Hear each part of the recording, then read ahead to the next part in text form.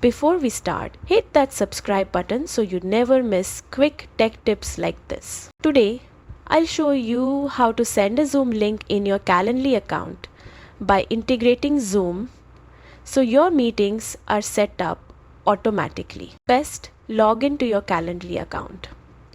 On the left menu, click Integrations and Apps. This is where you connect tools to enhance your scheduling. Find Zoom in the list and click it. You will be prompted to sign in to your Zoom account and give Calendly permission.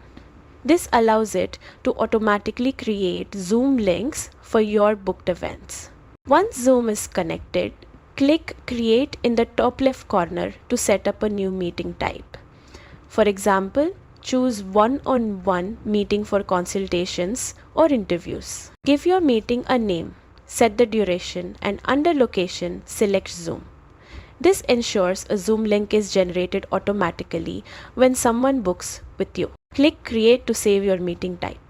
You can preview the event to double-check all details. Finally, click Copy link in the top corner and share it by email, social media, or however you prefer.